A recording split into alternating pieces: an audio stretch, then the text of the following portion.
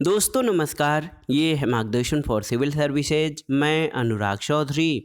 दोस्तों आज की वीडियो में हम सॉल्व करेंगे टीजीटी, पीजीटी और एलटी ग्रेड परीक्षा के लिए इतिहास के महत्वपूर्ण प्रश्नों का प्रैक्टिस सेट, जो आपके आगामी अन्य परीक्षाओं जैसे गवर्नमेंट इंटर कॉलेज प्रवक्ता, गवर्नमेंट डिग्री कॉलेज, उच्चतर शिक्षा असिस्टेंट प्रोफेसर, केंद्रीय विद्यालय संगठन और नेट जेआरएफ आदि परीक्षाओं के लिए बहुत ही उपयोगी है।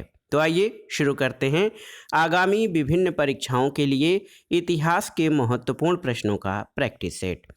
पहला प्रश्न है दोस्तों, देखिए बहुत ही महत्वपूर्ण है कि क्या मिट्टी के बर्तन बनाना नवपाषाण काल से संबंधित है। आपको बताना है कि क्या मिट्टी के बर्तन बनाना नवपाषाण काल से संबंधित है।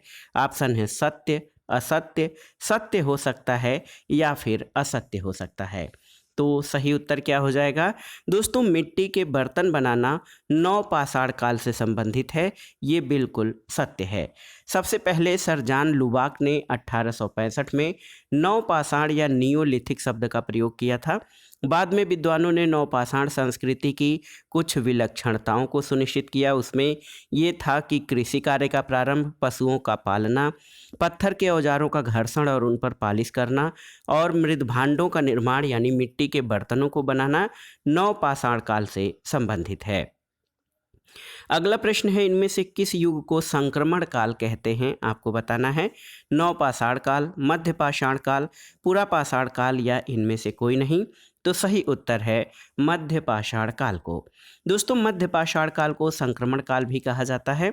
और आप जान लीजिए कि फ्रांस की मास दी एसी गुफा में उत्खनन द्वारा पुरापाषाण काल और नवपाषाण काल के मध्यवर्ती जिस काल की जानकारी हुई है, उस काल को संक्रांति काल कहा जाता है। इस काल में न तो पुरापाषाण काल की विशेषताओं का पूर्ण रूप से त्याग किया गया है और न ही नवपाषाण काल की विशेषताओं को पूर्णतया अपनाया गया है। इसलिए मध्यपाषाण काल को संक्रमण काल या संक्रांति का युग कहते हैं। अगला प्रश्न है, निम्नलिखित स्थलों में से किस एक से उत्तरवर्ती हड़प्पा, मालवा और जोरवे संस्कृतियां मिली हैं। आपको बताना है। तो सही उत्तर आपका हो जाएगा दायमाबाद, ऑप्शन सी। और आप जान लीजिए दोस्तों, महाराष्ट्र के अनेक स्थलों से ताम्रपाषाण युगीन जीवन यापन के साक्ष्य मिले हैं। जो स्थल उत्खनित किए गए या जिनकी खुदाई की गई है उनमें नासिक, जारवे, दायमाबाद, चंदौली, नेवासा, सोनेगांव और इनाम गांव है। दायमाबाद इस दृष्टि से महत्वपूर्ण है कि महाराष्ट्र के आद्य ऐतिहासिक जीवन काल का आधारभूत अनुक्रम यहीं से मिला है। तो याद रखिएगा, दायमाबाद से उत्तरवर्ती हड़प्पा काल, मालवा और जोरवे संस्कृतियां मिली हैं। अगला प्रश्न है दोस्तों, सिंधु वासियों का मुख्य भोज्य पदार्थ क्या था। तो आप जानते हैं गेहूं और जौ। सिंधु सभ्यता के लोगों का मुख्य खाद्यान्न गेहूं और जौ था और इस सभ्यता के लोगों को गेहूं और जौ के अतिरिक्त कपास, तरबूज, मटर, खजूर, राई, सरसों और तिल जैसी फसलों का भी ज्ञान था। अगला प्रश्न है दोस्तों, प्रतिलोम विवाह से उत्पन्न संतान को कौन सा दर्जा दिया जाता है। माता के दर्जे के समान, पिता के दर्जे के समान, माता पिता के दर्जे से उच्च स्थान या माता पिता के दर्जे से निम्न स्थान। तो सही उत्तर है प्रतिलोम विवाह से उत्पन्न संतान को माता पिता के दर्जे से निम्न दर्जा दिया जाता था।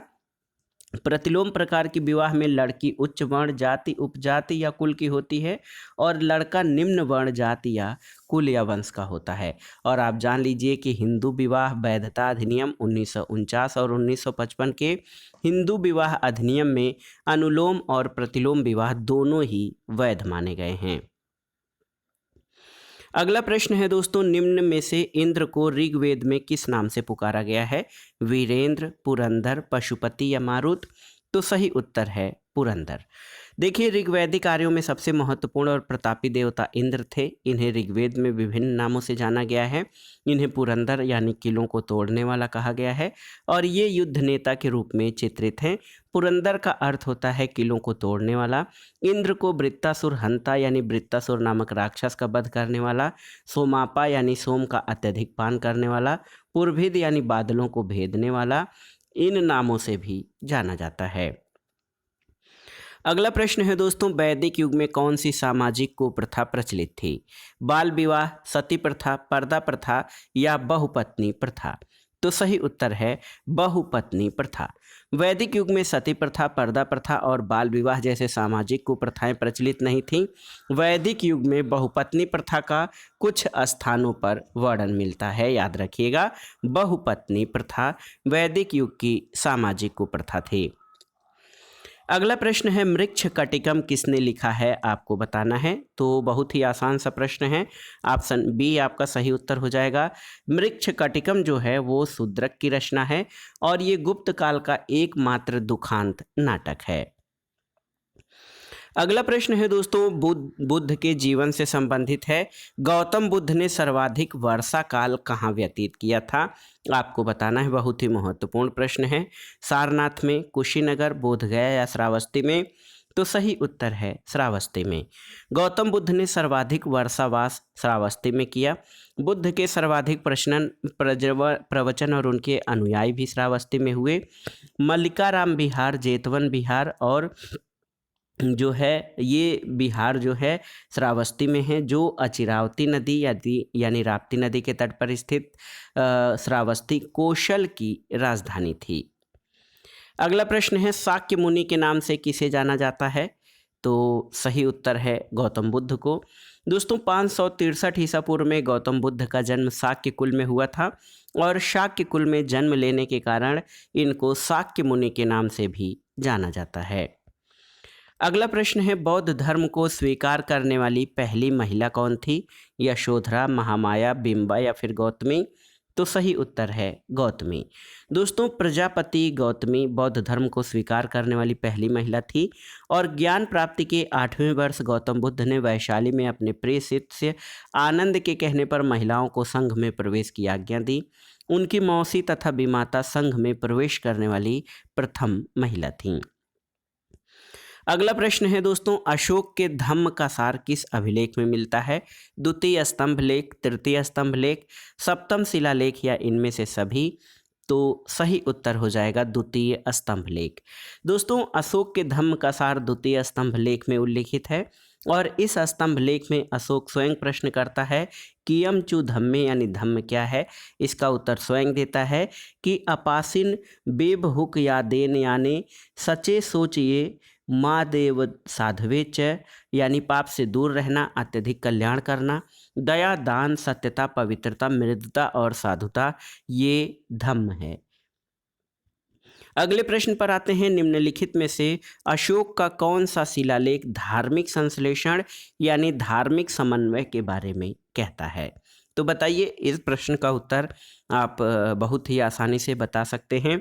सही उत्तर है 12वां शिलालेख और आप जान लीजिए अशोक के 12वें शिलालेख में धार्मिक संश्लेषण यानी समन्वय के बारे में उल्लेख है कि सभी संप्रदायों के सार तत्व में वृद्धि हो, क्योंकि सबका मूल संयम है।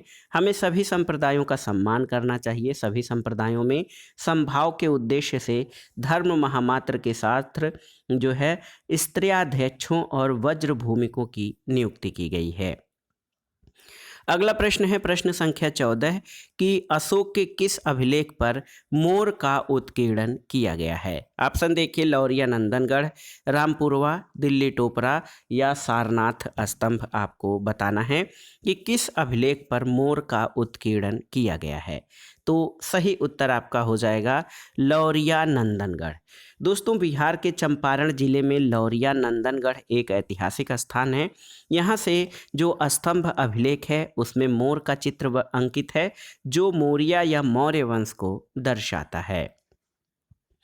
अगला प्रश्न है, निम्नलिखित में से कौन सा विभाग कंटक शोधन से संबंधित था? आपको बताना है। कराधान, उद्योग, पथकर या न्यायपालिका? तो सही उत्तर है न्यायपालिका। आप जान लीजिए मौर्य प्रशासन में 2 प्रकार के न्यायालयों का वर्णन मिलता है, धर्मस्थीय और कंटक शोधन।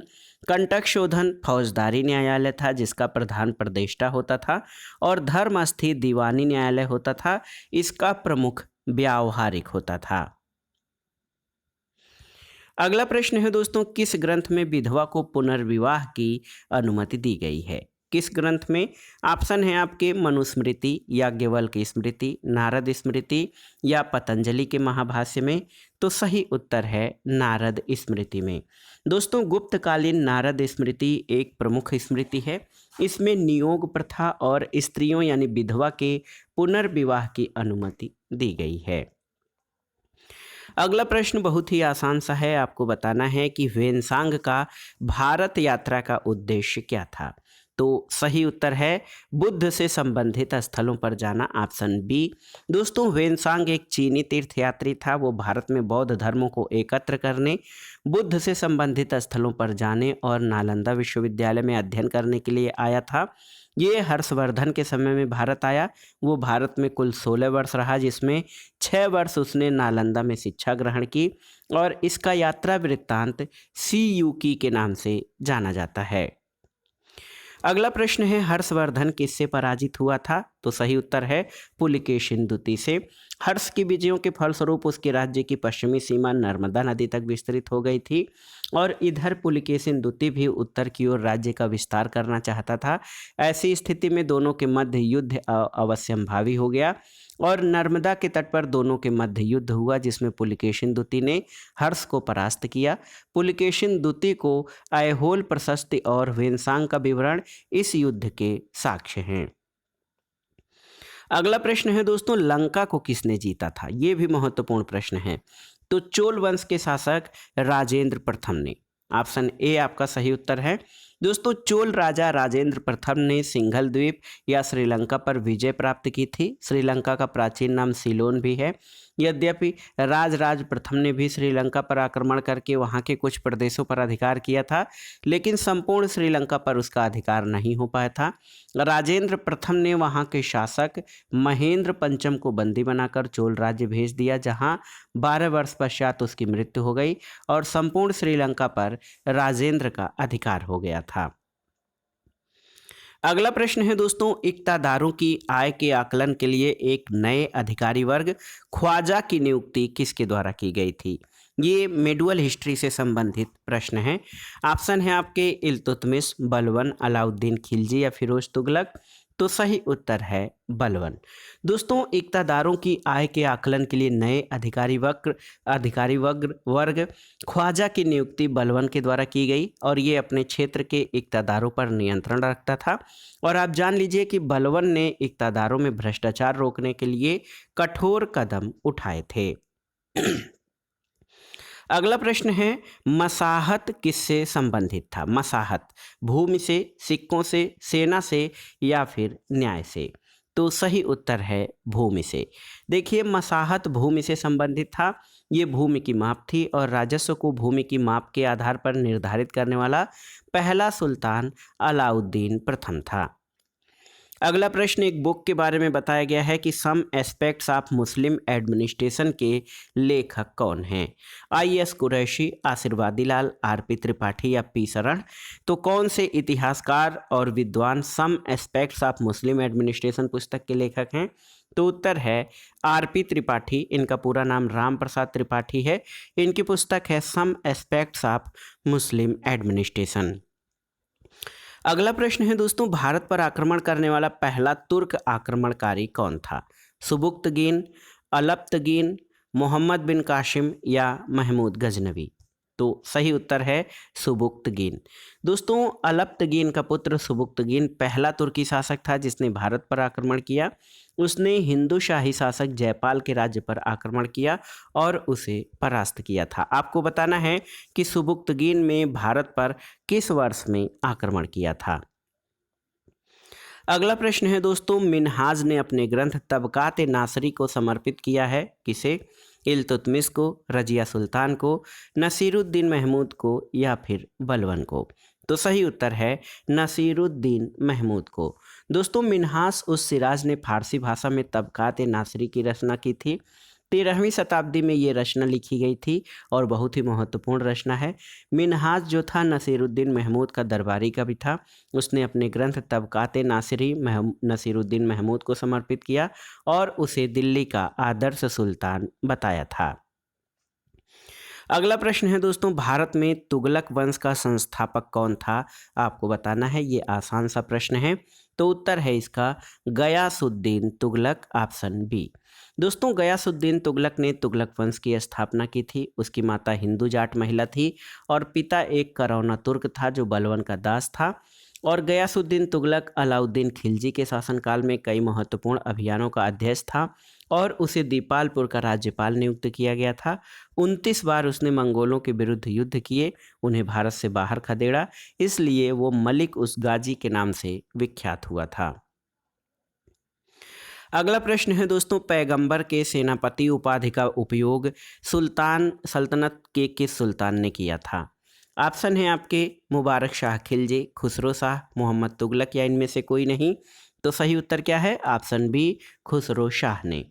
दोस्तों सुल्तान खुसरो शाह ने पैगंबर के सेनापति की उपाधि धारण की और ये हिंदू धर्म से परिवर्तित मुसलमान था। इसके शत्रुओं ने इसके विरुद्ध इस्लाम का शत्रु और इस्लाम खतरे में है के नारे लगाए थे। अगला प्रश्न है दोस्तों, सल्तनत काल में मवाजिब कहते थे किसको? ऑप्शन देखिए, कृषि योग्य भूमि के रूप में सैनिकों को पारिश्रमिक दिया जाना, अनियमित सैनिकों के लिए, सैनिकों को नकद वेतन भुगतान करना, या फिर जब सैनिक अधिन्यास खाते थे। तो सही उत्तर है, सल्तनत काल में सैनिकों को नकद वेतन भुगतान करने को मवाजिब कहते थे और सल्तनत काल में सैन्य विभाग का प्रमुख आरिज ए मुमालिक होता था। अगला प्रश्न है दोस्तों, निम्नलिखित में से किसे दक्कन क्षेत्र में गुरिल्ला युद्ध नीति का प्रणेता कहा जाता है? शिवाजी, शाहजी भोसले, मलिक अंबर या मालोजी भोसले?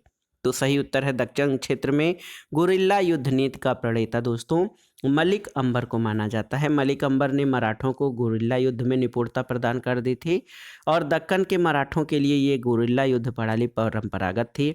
वे इसमें और भी दक्ष हो गए, लेकिन मुगल इससे अपरिचित थे। अपने सेनानायक भूमिका के कारण मलिक अंबर को गुरिल्ला युद्ध नीति का प्रणेता कहा जाता है।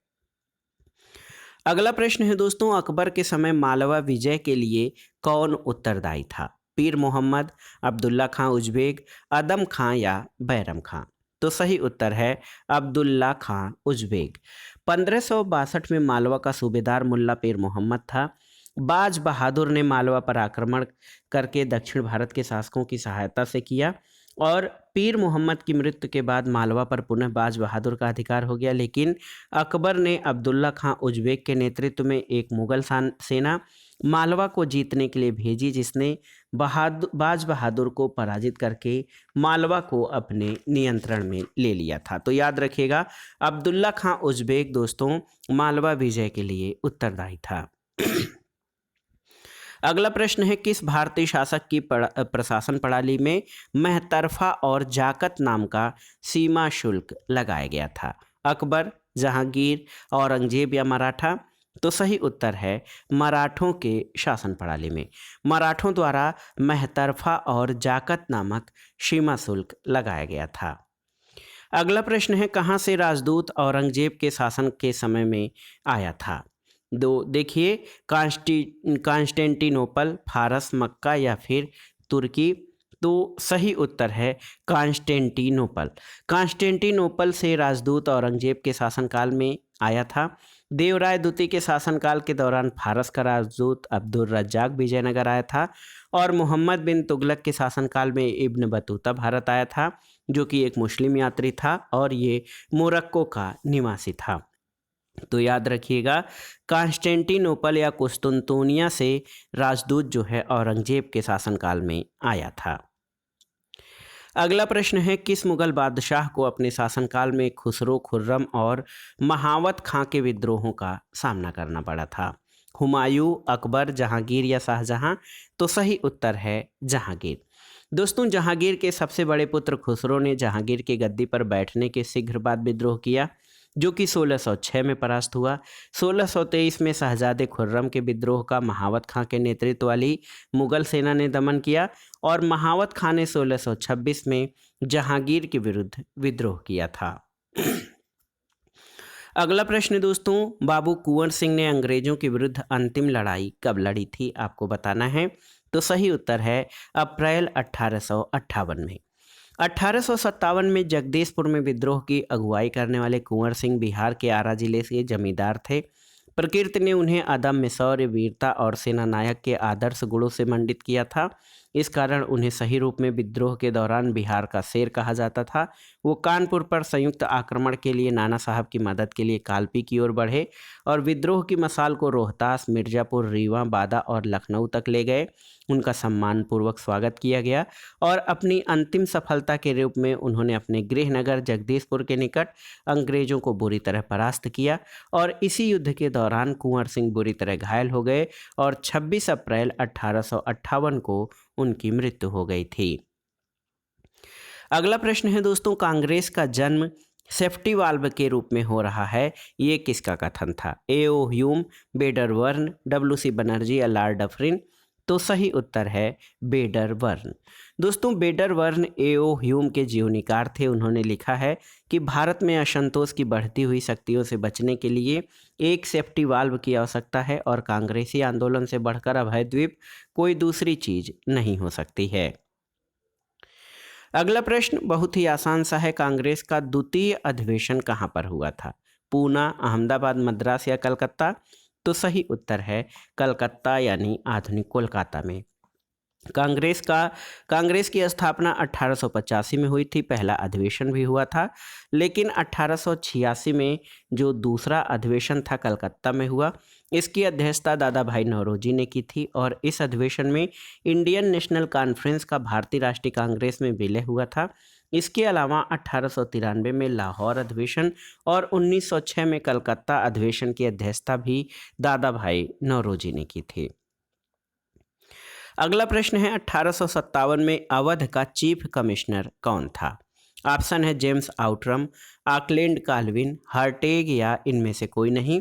तो सही उत्तर है जेम्स आउटरम। दोस्तों, 1857 में अवध का चीफ कमिश्नर जेम्स आउटरम था। आउटरम की रिपोर्ट के आधार पर कुशासन का आरोप लगाकर डलहौजी द्वारा अवध को 1856 में अंग्रेजी राज्य के अधीन विलय कर लिया था। अगला प्रश्न है, कानपुर में 1857 के विद्रोह का नेतृत्व किसने किया था? तो सही उत्तर क्या हो जाएगा? सही उत्तर नाना साहब ने। आप जान लीजिए दोस्तों, अंतिम पेशवा बाजीराव द्वितीय के दत्तक पुत्र नाना साहब ने कानपुर में विद्रोह का नेतृत्व किया। इनका वास्तविक नाम धोंधू पंत था और कानपुर अंग्रेजों के हाथ से 5 जून 1857 को निकल गया था। अगला प्रश्न है दोस्तों, निम्नलिखित में से किसे भारतीय कृषक वर्ग का प्रथम आम विद्रोह कहा जा सकता है? संथाल विद्रोह, 1857 का विद्रोह, बंगाल का नील विद्रोह या मराठा कृषक विद्रोह? तो सही उत्तर क्या हो जाएगा? बंगाल का नील विद्रोह। दोस्तों, बंगाल का नील विद्रोह 1859-60 ईस्वी को भारतीय कृषक वर्ग का प्रथम आम विद्रोह कहा जाता है। ये 1857 ईस्वी के विद्रोह के ठीक बाद बंगाल के नदिया जिले के गोविंदपुर गांव से आरंभ हुआ था। हालांकि इसके पूर्व सन्यासी विद्रोह और संथाल विद्रोह का संबंध भी कृषकों से था, लेकिन नील विद्रोह अन्य कृषक विद्रोहों की अपेक्षा अधिक व्यापक और जुझारू था। अगला प्रश्न है दोस्तों, निम्नलिखित में से किसने भारतीय राष्ट्रीय कांग्रेस के 2 अधिवेशनों की अध्यक्षता की थी? महात्मा गांधी, विलियम बेडरवर्न, सुभाष चंद्र बोस या हेनरी कॉटन? तो सही उत्तर है विलियम बेडरवर्न। दोस्तों, विलियम बेडरवर्न ने भारतीय राष्ट्रीय कांग्रेस के 2 अधिवेशनों की अध्यक्षता की। पहली बार 1889 में बम्बई और दूसरी बार 1910 में इलाहाबाद अधिवेशन की।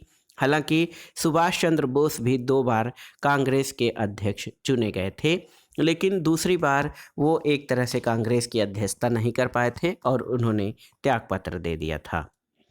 अगला प्रश्न है दोस्तों, बंगाल में कुछ दस्तकारों पर अंग्रेजों ने अत्याचार किए थे। वो दस्तकार कौन से थे? जुलाहे, बढ़ई, सुनार या कुम्हार? तो सही उत्तर है जुलाहों पर। भारत में कंपनी ने जुलाहों पर अत्याचार किया और कम मूल्य पर वस्त्र तैयार करने पर बल दिया। कंपनी ने पेशगी रुपए देने की प्रथा चलाई, जिसे ददनी प्रथा कहते हैं, और बदले में एक शर्तनामा लिखवा लिया जाता था कि एक निश्चित समय में निश्चित मात्रा में और निश्चित मूल्य पर कपड़ा दे देंगे। इस तरह अंग्रेजों के अत्याचारों से परेशान होकर जुलाहों के हजारों परिवारों ने अपना पेशा छोड़ दिया और मजदूरी करना आरंभ कर दिया। अगला प्रश्न है दोस्तों, कांग्रेस के किस अधिवेशन में नरमपंथियों और चरमपंथियों का विभाजन अपरिहार्य हो गया था? तो ये था 1907 का सूरत अधिवेशन।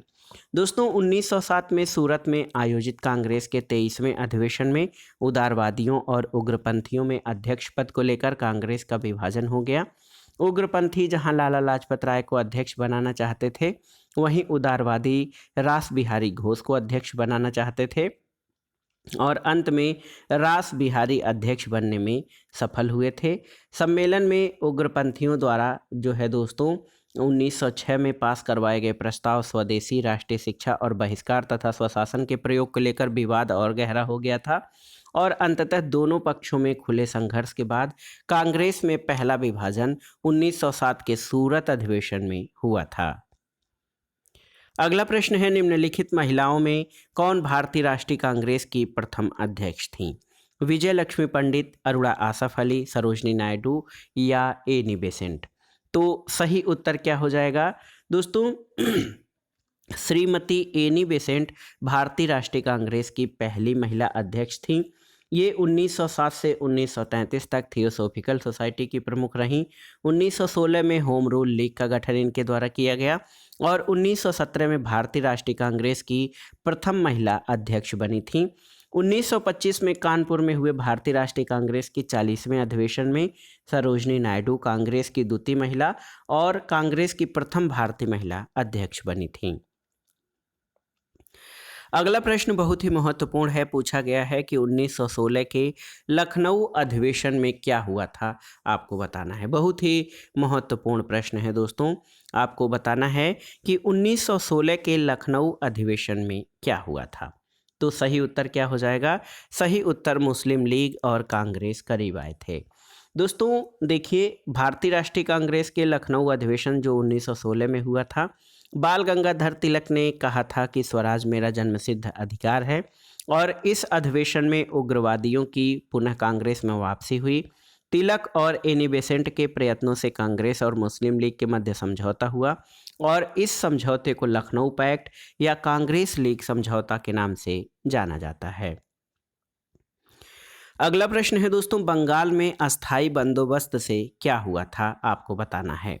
रैयत के स्वार्थों को प्रोत्साहन, जमींदारों की शक्ति सीमित हुई, अंग्रेजों का समर्थन करने वाले कुलीन तंत्र का निर्माण हुआ या भूमि हस्तांतरण रुका था। तो सही उत्तर है बंगाल में अस्थाई बंदोबस्त से अंग्रेजों का समर्थन करने वाले कुलीन तंत्र का निर्माण हुआ था। और डेट या सन याद रखिएगा, 1793 यानी 1793 में कार्नवालिस ने अस्थाई बंदोबस्त व्यवस्था लागू की। ये व्यवस्था बंगाल, उड़ीसा, बिहार और उत्तर प्रदेश के बनारस और उत्तरी कर्नाटक के क्षेत्रों में लागू थी। इसके अंतर्गत जमींदार जिनको भूमि स्वामी के रूप में मान्यता थी, उनको अपने क्षेत्रों में भू राजस्व की वसूली करने का और 1/11वां भाग अपने पास रखना होता था, शेष भाग कंपनी के पास जमा करना होता था। तो इस तरह से अंग्रेजों का समर्थन करने वाले एक कुलीन तंत्र का निर्माण हुआ था। अगला प्रश्न दोस्तों बहुत ही महत्वपूर्ण है, इसको देखिए मैं स्टार कर रहा हूँ। निम्नलिखित घटनाओं पर विचार कीजिए और उन्हें कालानुक्रम में व्यवस्थित कीजिए। इसमें आपको बताना है कि ये जैतपुर, सतारा, झांसी और नागपुर का विलय किस क्रम में हुआ था, आपको बताना है। तो सबसे पहले आप जान लीजिए, सतारा का विलय हुआ था। सतारा का विलय 1848 में, 1848 में दोस्तों सतारा का विलय हुआ। उसके बाद जैतपुर और संभलपुर का विलय हुआ था 1849 में। उसके बाद आप देख लीजिए दोस्तों, झांसी का विलय कब हुआ था? तो झांसी का विलय हुआ था 1856 में। झांसी का विलय दोस्तों विलय कब हुआ था आप जान लीजिए, 1856 में। और नागपुर का विलय उसके बाद हुआ था। तो सही क्रम क्या हो जाएगा? 2, 1, 3, 4। ऑप्शन बी आपका सही उत्तर है। दोस्तों आप जान लीजिए, गवर्नर जनरल लॉर्ड डलहौजी 1848 से 1856 था। इसने डॉक्ट्रिन ऑफ लैप्स यानी व्यपगत का सिद्धांत लागू किया। इसके अंतर्गत सतारा का 1848 में, जैतपुर और संभलपुर का 1849 में, बघाट का 1850 में, उदयपुर का 1852 में और झांसी का अंग्रेजी साम्राज्य में विलय किया गया। और इसी तरह दोस्तों 1856 में कुशासन के आधार पर अवध को भी अंग्रेजी साम्राज्य में मिला लिया गया था। अगला प्रश्न है दोस्तों, किस देव पूजा का संबंध शाक द्वीप या ईशान के साथ किया जाता है? शिव, सूर्य, भागवत या मैत्रेय? तो सही उत्तर है सूर्य। याद रखिएगा, सूर्य देव पूजा का संबंध शाक द्वीप या ईशान के साथ है। सूर्य को कला में खाली सिंहासन के रूप में दर्शाया जाता है, जिसके रथ को 7 घोड़े खींचते हैं। सूर्य के नाम जो सूर्य हैं उनके अन्य नाम मार्तंड, लोकार्क, अर्क और भगवान सप्तसप्ती हैं। ऋग्वेद में सूर्य के 5 रूपों सविता, मित्र, सूर्य, पूषण और विष्णु का वर्णन मिलता है। अगला प्रश्न है दोस्तों, प्राचीनतम विष्णु मूर्ति कहाँ से प्राप्त हुई है? उत्तर प्रदेश, छत्तीसगढ़, बिहार या मध्य प्रदेश? तो सही उत्तर है मल्हार। मल्हार छत्तीसगढ़। मल्हार छत्तीसगढ़ कला के प्रमुख केंद्रों में है। यहाँ से वर्ष 1960 में खोजा गया चतुर्भुज विष्णु मूर्ति, जो ब्राह्मी लिपि में प्राकृत शिलालेख 200 ईसा पूर्व का माना जाता है यहाँ से। तो याद रखिएगा, छत्तीसगढ़ से प्राचीनतम विष्णु मूर्ति प्राप्त हुई है। अगला प्रश्न है, किस अरबी विद्वान ने भारतीय क्षत्रियों को सबूक, फुरिया और कतरिया नामक 2 वर्गों में विभाजित किया है? ऑप्शन है इब्न खुर्दाब, अल बरूनी, सुलेमान या अल मसूदी? तो सही उत्तर है अरबी विद्वान इब्न खुर्दादब ने क्षत्रियों के 2 वर्गों का उल्लेख किया है। इसमें सबूक, फुरिया और कातरिया है। गुप्तोत्तर युग की महत्वपूर्ण घटना राजपूतों का अभ्युदय है। राजपूत शब्द का प्रयोग सबसे पहले कर्नल टाड ने अपनी पुस्तक annuls and history of Rajasthan में किया है। अगला प्रश्न है दोस्तों, निम्नलिखित में से कौन याज्ञवल्क्य स्मृति का टीकाकार नहीं है? विश्वरूप, अपरार्क, विज्ञानेश्वर या कुल्लूक भट्ट? तो सही उत्तर है कुल्लूक भट्ट।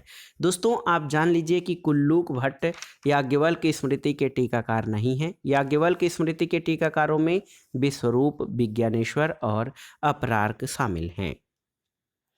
अगला प्रश्न है दोस्तों, राजा राम मोहन राय की मृत्यु के बाद ब्रह्म समाज को किसने पुनर्जीवित किया था? तो उत्तर है देवेंद्रनाथ टैगोर ने। और ब्रह्म समाज की स्थापना सबसे पहले ब्रह्म सभा के नाम से 1828 में राजा राम मोहन राय के द्वारा की गई थी। और इसने ब्रह्म समाज ने दोस्तों मूर्ति पूजा का विरोध किया, एक ब्रह्म की पूजा का उपदेश दिया और इसमें कोई कर्मकांड के लिए स्थान नहीं था। और आप जान लीजिए 1833 में राजा राम मोहन राय की ब्रिस्टल इंग्लैंड में मृत्यु हो गई थी। और 1833 में इनकी मृत्यु के बाद इनका नियंत्रण द्वारकानाथ टैगोर के हाथ में आया और 1843 में देवेंद्रनाथ टैगोर ने ब्रह्म समाज का नेतृत्व संभाला था। अगला प्रश्न है, निम्नलिखित में से कौन सही सुमेलित नहीं है?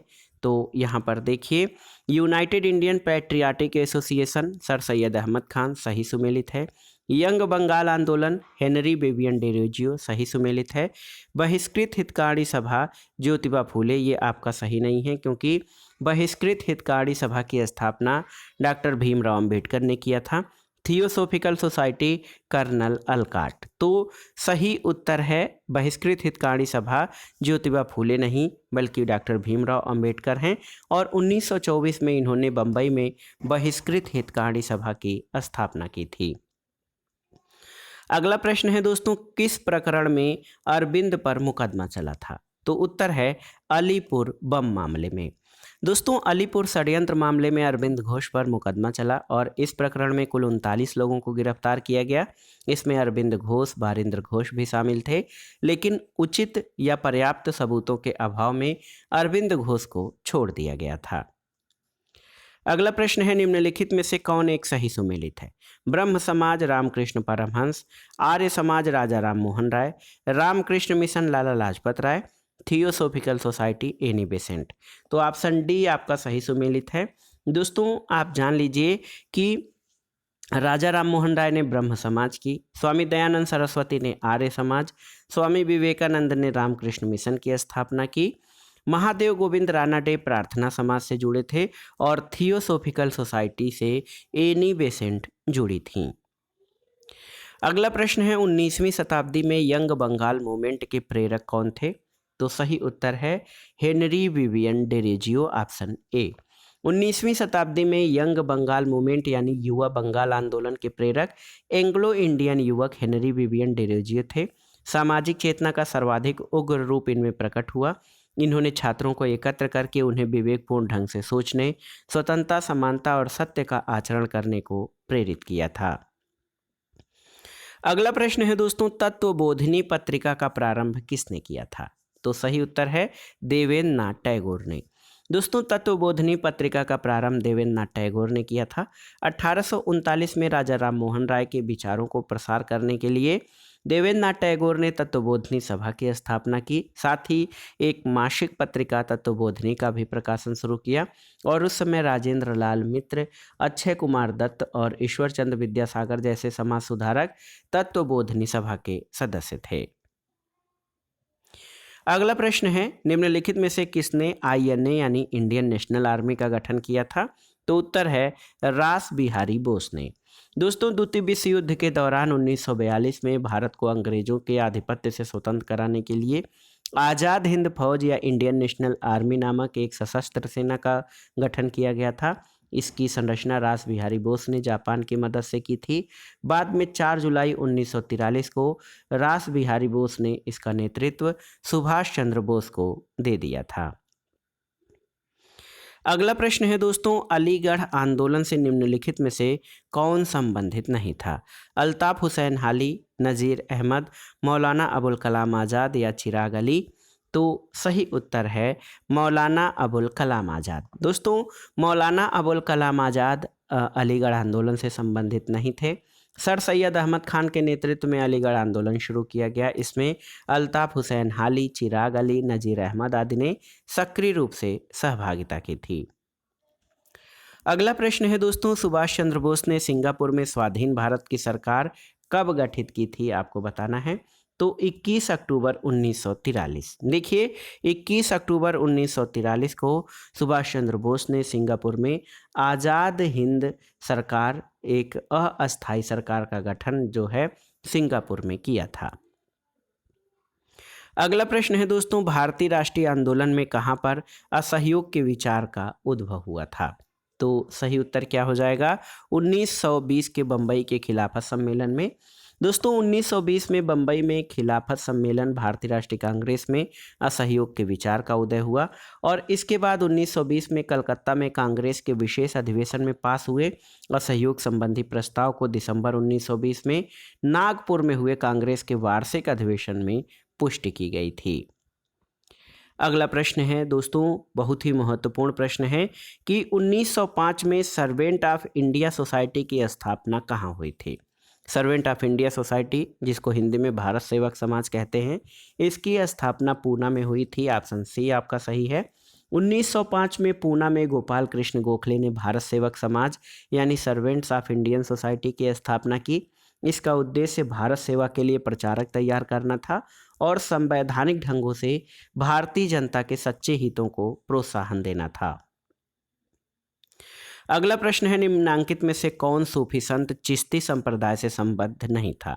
ख्वाजा मोइनुद्दीन चिश्ती, शेख मूसा, निजामुद्दीन औलिया और बाबा फरीद? तो सही उत्तर है शेख मूसा। दोस्तों, शेख मूसा का संबंध चिश्ती संप्रदाय से नहीं था। शेख मूसा की दरगाह मेवात में है जो मुगल और राजपूताना निर्माण कला का नमूना है। तो याद रखिएगा, शेख मूसा का संबंध चिश्ती संप्रदाय से नहीं था। आज के प्रैक्टिस सेट का आखिरी प्रश्न है दोस्तों, यह विषय जो हिंदू विद्वानों द्वारा उपेक्षित किंतु मुस्लिम विद्वानों द्वारा रुचि का विषय रहा है। देखिए, ज्योतिष शास्त्र, गणित, संगीत और इतिहास। तो सही उत्तर है इतिहास। दोस्तों, मुस्लिम बुद्धिजीवियों में इतिहास लेखन एक स्वतंत्र विषय के रूप में प्रतिष्ठित था। अरब आक्रमण और तुर्की साम्राज्य की स्थापना के साथ भारतीय इतिहास से संबंधित ऐतिहासिक साहित्य मिलना शुरू हो जाता है। भारत में कल्हड़कृत राजतरंगिणी कदाचित संस्कृत में उपलब्ध एकमात्र ऐतिहासिक रचना है जिसमें मध्यकालीन कश्मीर का ऐतिहासिक विवरण का उल्लेख है और ये विषय हिंदू विद्वानों में नहीं लेकिन मुस्लिम विद्वानों द्वारा रुचि का विषय रहा, वो था इतिहास और इतिहास लेखन।